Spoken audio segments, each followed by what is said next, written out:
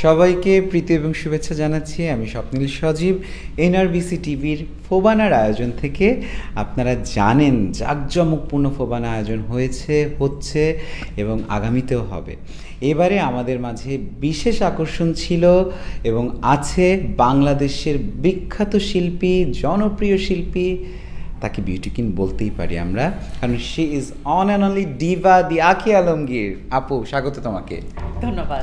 আসলে তোমার সাথে ফর্মাল হতে গেলে না খুব না? বিব্রত হয়ে যায়, কি রেখে কি বলবো। আসলে আমাদের এমন একটি মানুষ, যেই মানুষটি নিজেই আলোকিত।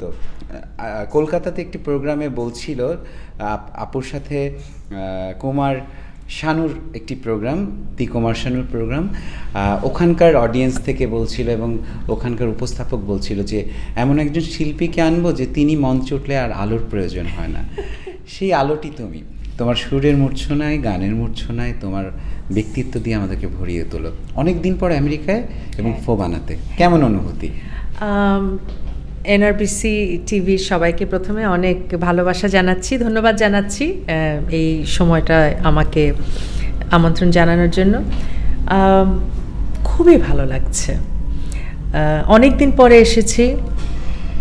আর এত সুন্দর অডিয়েন্স, এত সুন্দর ওয়েদার। এখন একটা দেশের ওয়েদারও তো আমরা তো মানে খুব চাই যে একটা সুন্দর ওয়েদার, সুন্দর অডিয়েন্স, সুন্দর হল, সুন্দর সাউন্ড, সব মিলিয়ে আমার কাছে মনে হচ্ছে এবারের ফোবানা সত্যি অনেক সফল এবং সুন্দর হয়েছে। আচ্ছা, এত এত বাংলা গান তোমার জনপ্রিয়, বাংলাদেশে আসলে যখন করো সেটা একটা আলাদা অনুভূতি, যে বাঙালি দর্শকেরাই।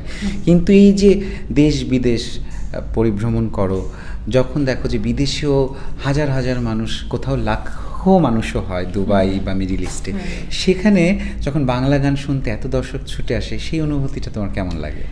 সেই অনুভূতিটা আসলে প্রতিটা শো আমার কাছে মনে হয় সেটাই আমার প্রথম শো। এবং প্রত্যেকটা অনুভূতি আমার কাছে মনে হয় যে এর আগে এই অনুভূতি আমার হয়নি। এবং যখন বিদেশের মাটিতে, দেশের ব্যাপারটা তো আলাদা, বিদেশের মাটিতে যখন বাংলা গান শোনার জন্য বাঙালি অডিয়েন্সের সাথে কিছু আশেপাশের দেশের মানুষও আসেন, তখন আমার কাছে মনে হয় যে এই এতটুকুর জন্যই আমাদের পুরোটা জীবনের কষ্ট, এবং এতটুকুতেই জীবনের সব কিছু সার্থক হয়ে যায়।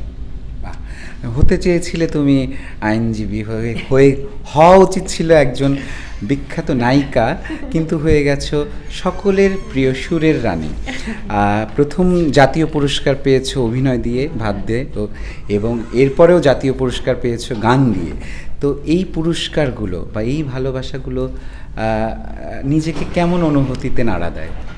আমার কাছে মনে হয় জাতীয় চলচ্চিত্র পুরস্কার যে দুটো আমি পেয়েছি, একটা অভিনয়ের জন্য, একটা গানের জন্য, দুটোই, যেটা অভিনয়ের জন্য ছিল সেটা আসলে খুব কম বয়সের জন্য বলে আমি তেমন কিছু একটা বুঝিনি। তবে তখন ভেতরে ছিল যে হয়তো বড় হয়ে আমি অভিনেত্রী হব।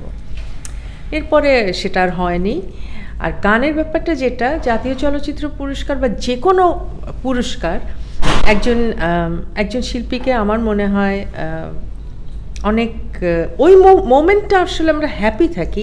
এরপরে হয় কি, হঠাৎ করে একটা কি যেন ভারী একটা ব্যাপার ভেতরে চলে আসে, সেটা হচ্ছে দায়িত্ব, যেটা পালন করা খুবই কঠিন হয়ে যায় আসলে। কারণ একই স্ট্যান্ডার্ড বা একই রকমভাবে চলাটা খুব কঠিন। সত্যি তাই। কখনো নায়িকা হতে ইচ্ছা করেনি আগে?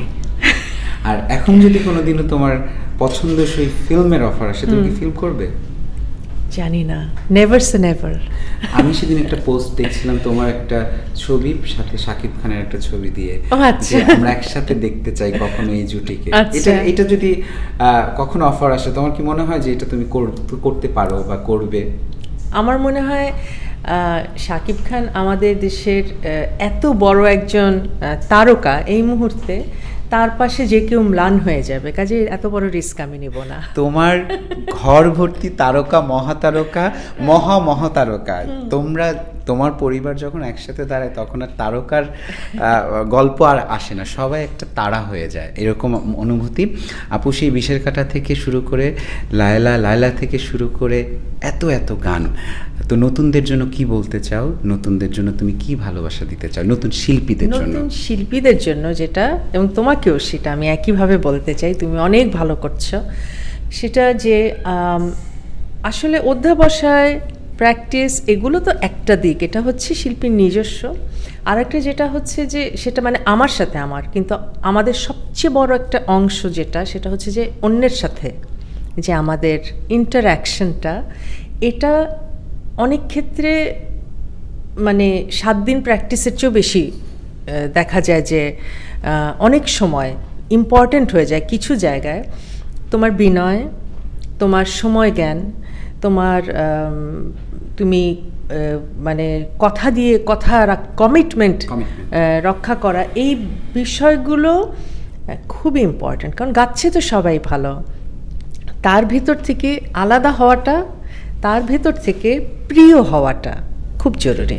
ছোট্ট দুটো কথা বলে শেষ করে দিব, জানি একটু পরে পারফরমেন্স, সবাই বসে আছে, অনেকেই জিজ্ঞেস করে এই রূপের রহস্য এবং মেকআপ কে করিয়ে দেয় খেয়াল আলমগীর? আচ্ছা, আমার মেকআপ, চুল, আমি এখানে যেহেতু আমেরিকায় মুহূর্তে আছি, অবশ্যই আমাদের সাথে তো ইন্ডিয়ান আর্টিস্টদের মতো সাথে manager, makeup artist, hair man, ওরা তো থাকে না, ওরা আসে না, তো আমাদেরকে নিজেদেরকেই করতে হয়, করতে করতে অভ্যাস হয়ে গিয়েছে।